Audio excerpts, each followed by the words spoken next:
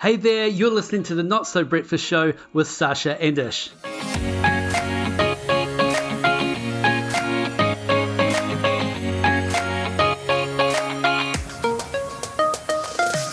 All right, welcome to the Not So Breakfast Show today. And if you're new to the podcast, you might be thinking, what is this podcast about? Well, I'll tell you, it's two friends that have got together and we talk about staying relevant in business and leadership, and we want to advance your career. On the show today, we're talking about sales, buying things, selling things, even selling yourself. Actually, that sounded better in my head.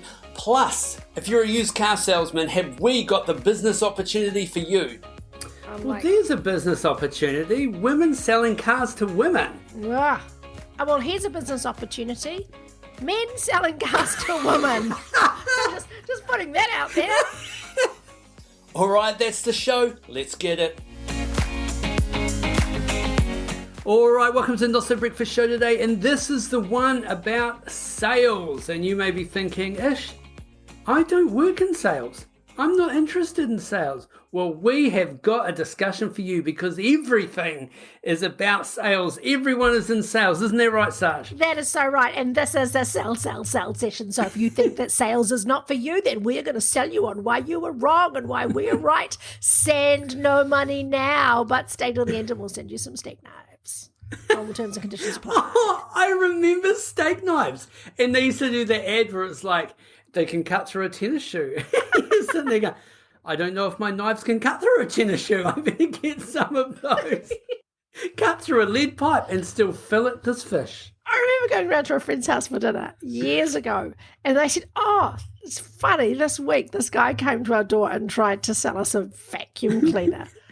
And like the couple, they both just laughed, and I'm going like, well, what happened? And he goes, hang on.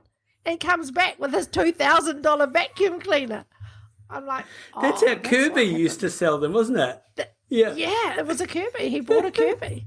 And we're like, oh, wow, your carpets must be so clean. And he was like, yeah, let me show you. And we're like, no. Have you ever done any like door-to-door sales or direct sales type work? Yeah, I've done direct sales. So just ringing people up, cold calling them. You and I have both done gym sales where people come into the club and want to know how much does it cost to join? Well, Let me take 30 minutes to not answer that question before I tell you. And that was in the day where we all picked up our phone. Yeah, people would answer you when you rang. Yeah, because it's changed. Like every time I get a phone call now and I'm like, oh, I don't think I'll be answering that because I just don't recognise the number. It'd be in my contacts if I knew who it was, right? Oh, 100%. And I mean, nobody under 40 answers their phone anyway, ever. That's true. It's so true, eh? We were talking about that with our girls the other day. We'd like, we'll just ring up and ask. They're like, what? My girl says, Mum, why are you being so aggressive? Oh, that's brilliant. So we are going to talk about sales because actually, although you may not feel you work in a sales role, your title is not salesperson, everything that we are doing, we are in sales and we are selling a lot of the time. So maybe, Sash, why don't we have a talk about that? Why do we feel that people are in sales more than they think they are? I think every time you go for a job interview, you are selling yourself. Every time you go on a date, you are selling yourself. Every time you're trying to convince your children to change their behavior or to take a particular course of action, you are selling them and trying to influence them towards a different way of doing things.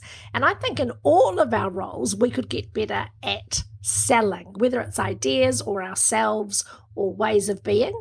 And I think wising up about the fact that you are in sales, even though you think you're not, is a really good place to start.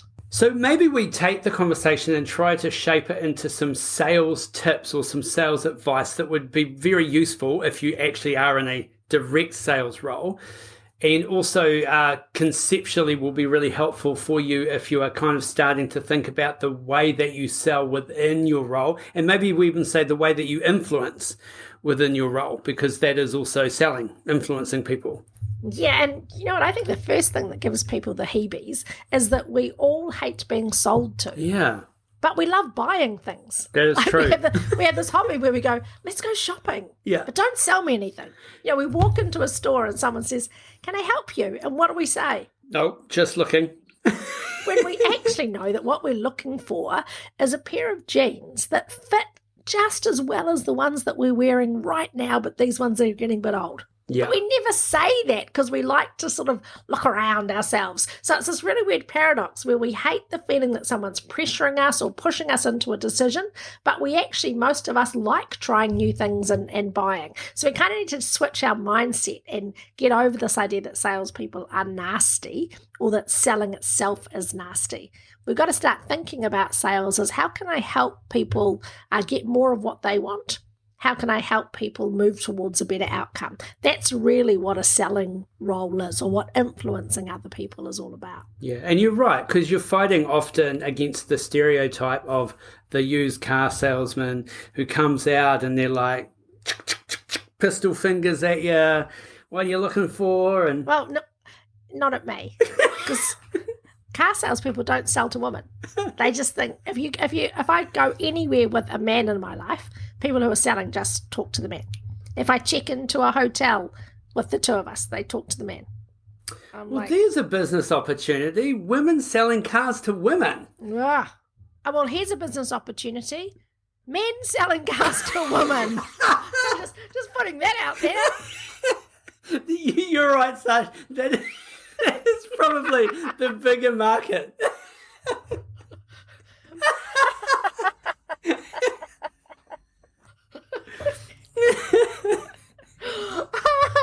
Nice.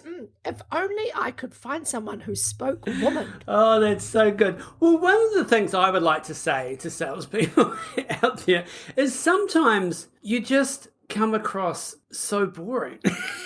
It's like you're trying to tell me about this exciting product, but you're not engaged with it. Tell your face you're having a good time for a start and try to bring a little bit of energy and charisma to what you are presenting. Because I sat in a presentation the other day and it was literally just a monotone presentation going through a brochure, and it was a waste of my time and it was a waste of their time because I wasn't going to buy anything. Yeah, they could have just sent you that in advance. I think what's interesting is when we talk about sales, generally, all of us think about what we need to change about our behavior and that we need to get better at talking. So we go, well, if I want to be good at sales, I've got to get slicker, I've got to get faster, I've got to get fancy, I've got to do the tricks, I've got to do Jedi mind stuff. When in actual fact, the single biggest superpower that makes salespeople and people who influence successful is the ability to listen. Yeah. And we listen both by asking great questions and listening to the answer, but also just by being observational. So let's say you are pitching an idea in a meeting. So you would like your organization to take a particular course of action. You want to be alert the whole time to what are the signals of everybody in the room. What's landing? What's not landing? Where are their eyes glazing over? Where do you need to inject a bit more energy and go a bit faster? Or when do you need to slow down because it sounds like people actually haven't caught the thrust of what it is that you are talking about? All of those things are expert sales skills. Exactly the same when you're talking to your teenagers. You can tell when they've just tuned out. And what most of us do when that happens is we just repeat what we said but a little bit more forcefully. We don't kind of pause for breath and go, actually, I don't think my audience has come with me on this occasion. So I just encourage everybody to go, if you are thinking about getting better at sales and influence, don't focus on what you are saying first and foremost.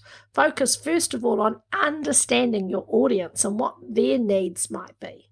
Of course. And you know what the secret to sales is? Oh, timing.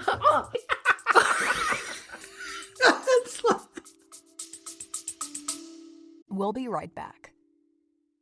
If there was one skill that could double your income, advance your career, and increase your ability to influence, it is the skill of presenting. Whether it's on stage, in the boardroom, or at a job interview, the 30-Minute Presenter program will help take you to the next level. So check out our Instagram page, click the link in the bio, and get started on the 30-Minute Presenter program.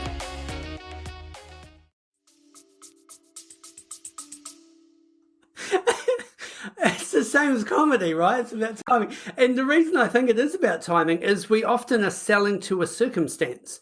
So we often, I'm not going to say joke in the fitness industry, but often people join a gym when they're fat enough to make it a priority. They've just got to the point where they go, that's it, I have to do something. And the circumstance is so powerful in that moment that they just make the decision. Or my car breaks down, I need a new car. There's a circumstance that you are selling to there. And it's really important to understand that this person has a reason they are buying. Why now? Why this product? And if you understand what that is, it is much easier to be able to make a great recommendation. Yeah, I love that. Why this, why now? To understand what a person needs, and also for you on the other side to understand why you are pushing a particular idea at this particular time. Because it lets you sense check whether the mood is right for the conversation that you're about to have. But if you think about your audience, the people that you are selling to, they go through real phases. And there's lots of models around this, interest, desire, attraction. There's a whole kind of scope that you can go through that says, is this person ready to buy or not? So if you think about, maybe if you think about buying a new bed, you might have this thought where you go, bed's about 10 years old, ought to be replaced. And you're just kind of mulling it over and you start to do a little bit of scanning around the internet. You might start noticing some ads for Harvey Norman on the front page of your weekend paper. And you just start doing a little bit of research. You're really just in those early stages. And it would take a bit for a really expert salesperson to accelerate you from, I've just started thinking about it, to I'm going to buy now. Yeah. And what really good salespeople do is they move you quickly through that process, or alternatively, they just understand where you're at in the process and want to stay in touch with you. Yeah. So if you go into a big furniture store and you go, yep, look, first weekend, just having a look around all the makes and models, rather than say, oh, well, have I got the right model for you? You actually just say, so, what are you looking for? What kinds of things are important to you in a bed? And so you meet people and go at the pace that they want to go at. And that's exactly the same with teenagers. It's exactly the same in your team. If you want to put a change project in, you can't just rush people through. I'm just telling you about it, and now I want you to be excited about it. You need to kind of seed those ideas and let them germinate, let people do their own research and then come to it. Yeah, and this is what we're calling like a basic needs analysis, isn't it? If we're using sales term, you're sitting down and you're finding out what the person's need is. And there's just certain things that can also help you accelerate that quicker. So if, you're in a retail situation, it's something like buying a piece of furniture, and, you manage to get past the no, I'm just looking, asking a smart question like, if you find something you like today, how likely are you to purchase it? A question to gauge their readiness to buy. And if they go, actually, no, we're going to have a look at a number of different places. Or good, off you go then. Off you go, out the door. Yeah, out the door. Go on. Go. Goodbye. Or I need to go home and have a chat about it. Or I'm just doing some research at the moment. At least you kind of have an understanding of where it is. But how many times have we also been in a buying situation we had every intent to walk out and have a think about it, but we still purchased the thing? And really what I sort of understand about selling is people only don't buy for two reasons. One is they see no value in what you are selling, or they don't like you. So if we, yeah, yes, I know it's hard. I was fully intending to buy this PlayStation today, but you, sir, are a dick. Goodbye. Yeah, but it's true. How many times have we gone into a retail space and we just didn't like the salesperson? We just went and brought something that was equivalent somewhere else from someone that we did like, because we like to buy from people that we like. But the value thing is, if someone finds enough value in it, they'll find a way to pay for it. They'll find a way to purchase it. And if they're not doing that, it's because they don't see enough value to give up their going out for dinner once a week in order to instead pay for a gym membership. Like, there's a value transaction there. And that's something that would be really good to understand the need again and why it's so important for them. Yeah, I love what you're saying about value, because value is not only about the product. So I'm pretty old fashioned. And when I take a bunch of clothes to the changing room, if nobody helps me go and get the size I actually need, and this is when I'm in shops where I'm spending a bit of coin on a single item of clothing, I just kind of don't want to give them my money. I don't want to reward their bad behavior. I can probably buy the same thing online. So if I'm going to bother to have an in-store personal experience, I want to have some service with that, because that just makes things a bit easier for me, and that's part of the premium that I'm paying. So if you understand that as a consumer, the challenge is, think about in your role, what do people value? And what do they perceive as being good service? That means that they are willing to continue to pay that. So in an employment setting, what does your employer most value? And how often are you delivering on that in a way that makes the employer go, gosh, I'm getting good value for money from person X, and actually I'd spend a bit more next year because this is great. And that sounds really kind of Machiavellian, but that's the reality. Yeah, that's it. That is so true. I mean, I think about my own personal experience with suppliers, and the ones that have invested in the relationship and have learned to add value in different ways, not just about the product, are the ones that often get the work. They get all the deals, because it's not like a ring you up, hey, I've got this, are you interested? And I'm like, well, no, because I've already got one of those, and you didn't do your research. You know, that kind of stuff is important. So I think investing in relationship, finding meaningful interactions. In fact, they talk about a thing called the rule of 7, which is basically some people will take 7 interactions in order to make a decision to buy. So if you can create 7 meaningful interactions, not just, do you want to buy yet? No. 6 months later, do you want to buy yet? Are you still unfit? Do your knees still not work properly? Exactly. So maybe there is a way for me to add value and invest in the relationship and get to know you. So when the circumstance is right, then I'm more likely to look at you as one of the solutions to the problem. How do you separate all of that, Ish? Because I agree with everything that you're saying. And it makes me feel icky. and I'm 100% agreeing and think everybody should do this. But how do you make sure that what you're not doing is having these kind of cheesy interactions with people so that one day they might come good for you? Do you get what I mean? Yeah. I think there's a certain amount of, you're going to have some cheesy interactions someday they come good with you. Okay. But I think it's the way that we do. It's the intent behind those interactions. Like, you can definitely tell when someone's just schmoozing for the sake of schmoozing. You know, they're buying you a coffee or they drop off a gift or whatever. Like, that kind of stuff doesn't go so well with me. In fact, I'll put it into context. Well, it goes very well for me. Just saying, if anyone out there's listening, I'm completely open to the give me a present and see what happens. But back to you. Well, we used to have suppliers that would come into gym chains and they would say, hey, we'll take you overseas on our trip. You know, radio does this as well. Hey, come to Bali with our radio station. What they're doing is just basically buying loyalty or guilt, shall we say. Well, I did that for you. Now you need to do this for me. So that's like the law of reciprocity, right? Yeah, law of reciprocity. What I think we need to be careful with that is often we get into a situation where we might be buying things that we don't even need for our business as a result to pay back the perception of maybe what we owe this person. So I would rather do business with people that are adding value to our business and are giving things that are really useful. So I used to deal with one supplier and he would spend a lot of time actually just helping me map out the layouts of the gym. And he would just... I was laughing because I thought you were going to say, he just used to spend a lot of time rubbing my back. Well, funny that's what happened after we laid out the gym. No. But yeah, he just invested in that. So he'd go, where can I be useful? And I go, well, you've got some software. This would be really useful. And then, of course, when the circumstance was right, we were looking at equipment, of course I would go there because that's where the relationship was strongest and he'd been really helpful. So I think there's ways to add value and not just do things that, yes, now you owe me. I think that's probably, maybe. Yeah, no, that makes perfect sense. I have some really great friendships and relationships with the people that I met at school. And it's really hard. You want to be able to reciprocate. So I'm asking questions of people where I'll say, hey, does anybody know somebody in Europe who blah, blah, blah? Who knows about this thing in Brazil? Blah, blah, blah. And I feel like the debt. I feel like I've been so helped and I've got so much from being able to tap into that expertise. But I feel like it's hard for me to reciprocate. Yeah.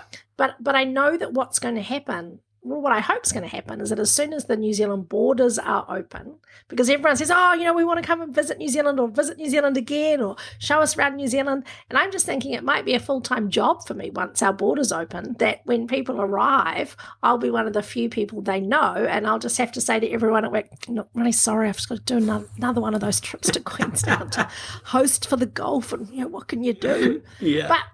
But I think, when the relationship is two ways, you are both able to bring value to each other in a way that everyone's comfortable with. Yeah.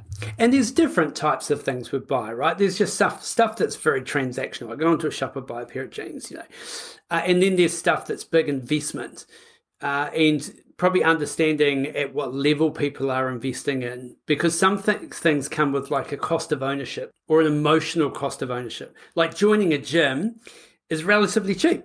It actually is. Yes. You can join a gym at $30 a week. That's, for a lot of people, that's a small investment. For some people, you can join a gym at $7 a week. Like all of those options are out there. But the emotional ownership of joining a gym is quite high. If I join a gym and I don't get results again, well, I've proved to myself that I'm a bit of a failure again. Or if I join a gym, people are going to expect me to start getting results. And what if I don't get results? Or if I join a gym, I then have to be organized and get my clothes ready the night before, and I have to start eating better, and I need to go there 3 times a week, and I don't know anybody. And all of a sudden, well, it's just easier not to go, isn't it? So it's not just the financial investment that people are making, it's a complete change in lifestyle possible. Yeah. And there's emotional cost of ownership in a vehicle. Like if I want to buy a new car, well, I can buy a new car, but if I get the wrong car, and then you're living with the wrong car, so maybe it was. And that, ladies and gentlemen, is called post-purchase dissonance. Oh, yes. Let's talk about that, Sarge. Post-purchase dissonance, kind of not exactly, well, it is kind of related to sales, is when you buy something and you regret it. And one of the reasons that we regret stuff is because of the paradox of choice. Yeah. And Barry Schwartz has got a really great TED talk about this. And when I say great, I mean it's hard to listen to, but the content is really good.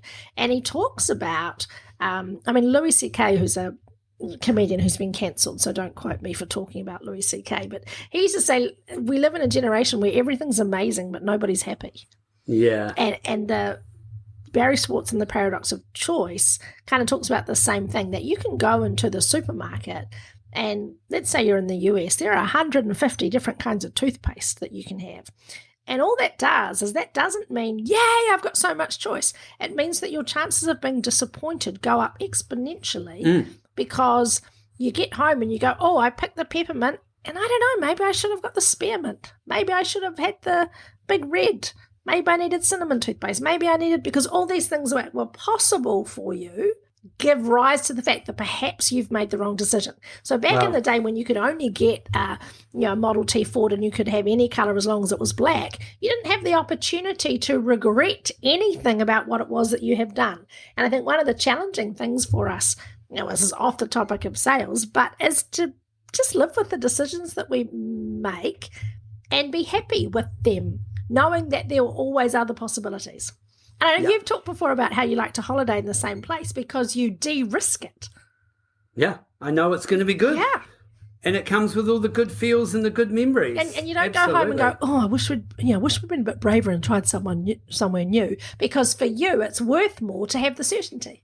And that's often why we stick with the things that we know, because we have that certainty. But the paradox of choice, wow. And when you're in sales and you're trying to convince people that, well, this one's better than that one, is it? I don't know.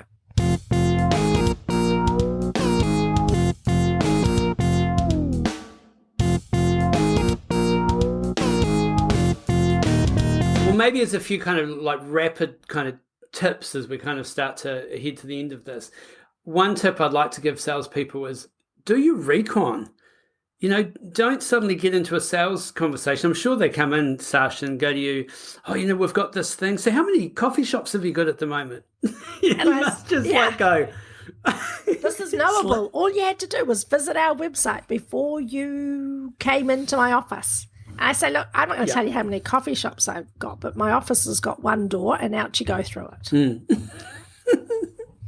Yeah. Time is precious. I don't want to waste time teaching people about my business when all they had to do was do some research. Yeah.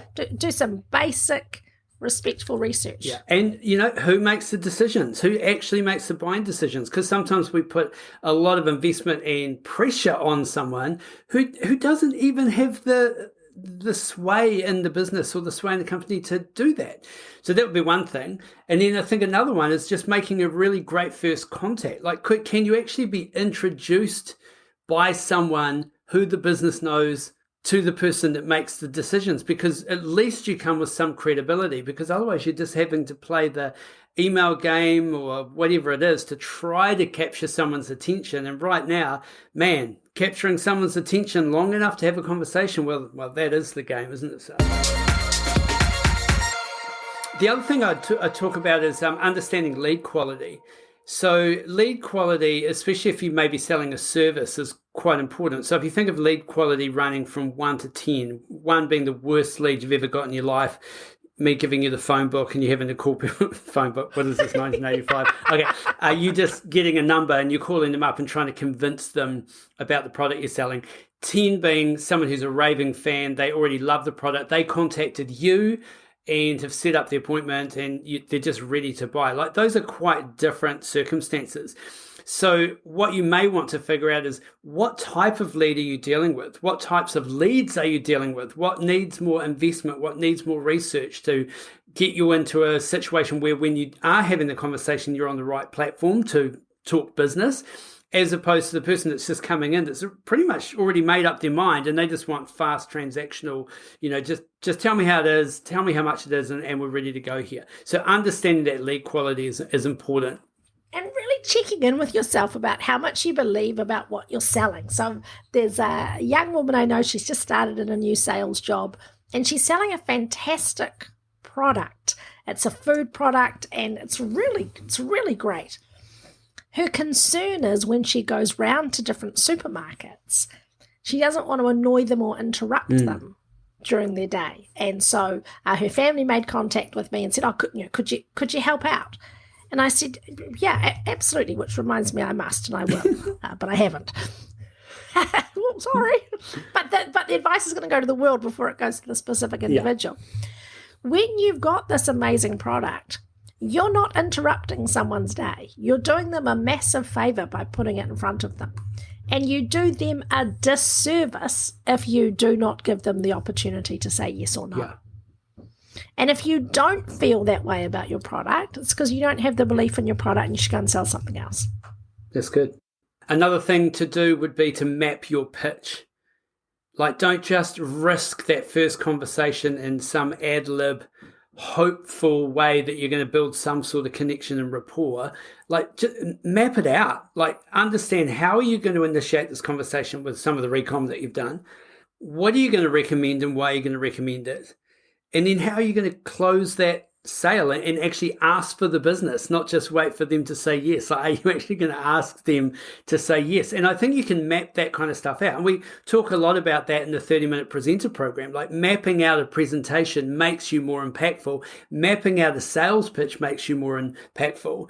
And sometimes I'll hear salespeople will go, well, I wouldn't want to sound scripted.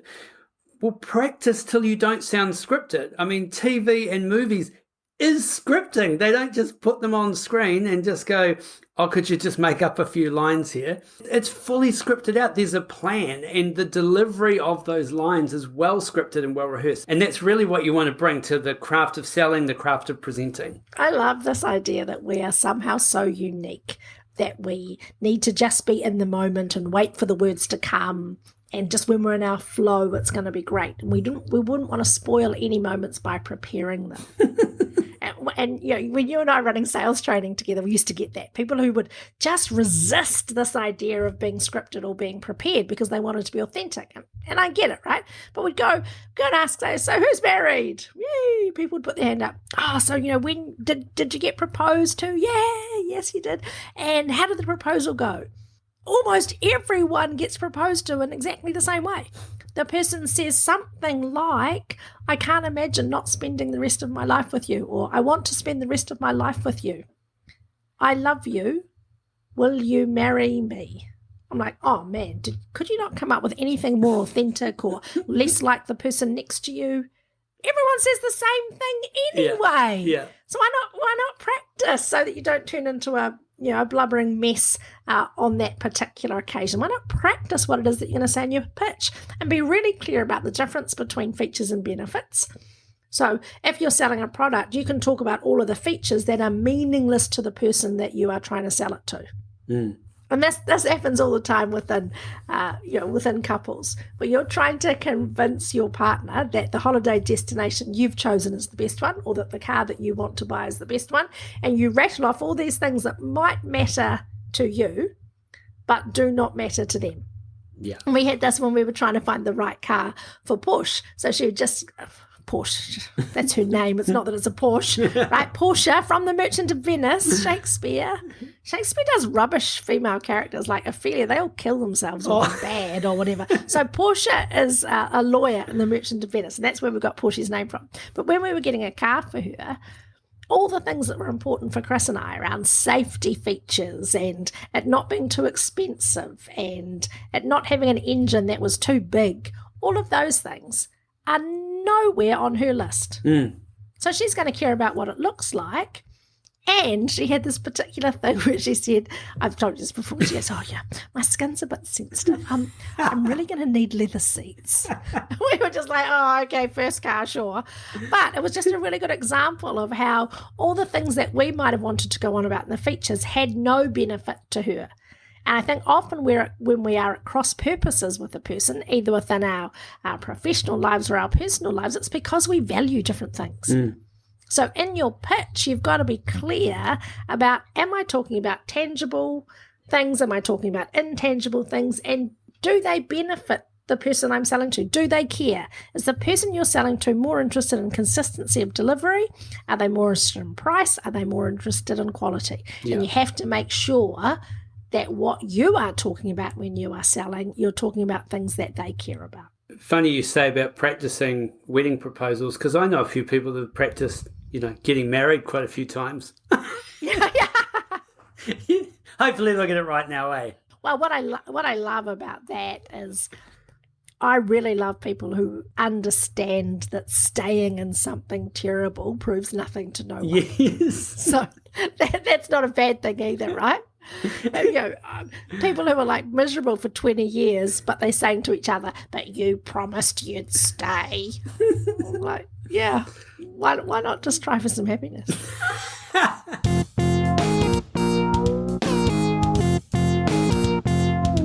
Okay, so I've got an idea to share. This is bringing badass 80s back. What we used to do in 80s sales is we were all about thank you notes. So when you finished a meeting with someone, you'd always send them a thank you note. Thank you for your time. I learned a lot, whatever. And then I heard a guy speak once, and he said he started every day, his PA would put 5 thank you cards on his desk, and every day he had to write 5 cards at the start of the day. And it started this habit of gratitude for him, which, as we know, is really good for our own well-being, but it also just put goodness out into the world. And so I think thank you cards are amazing, and I love them. But none of us know where each other lives now. We don't send things through the post. When I told you about when I was in Boston, because of the whole supply chain issues during COVID, I couldn't send postcards or mail home. So the United States had stopped sending mail to New Zealand. Wrap your head around that. Wow. In our lifetime, just in October, you could not send a postcard or a Christmas card from America to New Zealand. Crazy ass, right? Crazy. Yeah. So what I did for my colleagues is I hand wrote Christmas cards for them and then took photos of the Christmas cards and sent them electronically. Now, this might not be news for everybody, but I think there's something that's magic about a handwritten note. Yeah. But send it electronically. So what I've just bought is a whole lot of new thank you cards. They're Pantone Brights. They're super cool. And I'm going to commit to writing in them, but then just take photos of it and send those electronically. Because it just has more impact than when you just get an email from someone. I mean, an email's a good start, but I think there's something even more personal about a handwritten note. Cool. I like that, Sash. Well, I'll be looking forward to getting one from you, Ish. You will. Just wait. I'll just write that now. Yeah, thank you. Dear Sash, thanks for making me look good. because you look bad. Thanks for being the ugly one in our friendship. Oh, whatever. You can be my wingman. Should we wrap up today just by saying happy birthday to the most amazing woman in your life, Yes. Joanna Shane. Jo, birthday yesterday. Happy birthday, babe. Thank you so much for all you do to keep Ishman on his toes. We appreciate that. Thank you. Yeah, happy birthday, babe. You are amazing, and looking forward to going to the hotel this weekend and hanging out without the kids and dinner and, hey, who knows? Okay, so I'm just going to bring it back to something much more pleasant to think about. Just to let you know, Jo, that song that you were a part of at the beginning of the lockdown, my mum and dad watch it all the time on YouTube. They love it, and every time I'm there, they say, can you just point out again which one's your friend? Brilliant.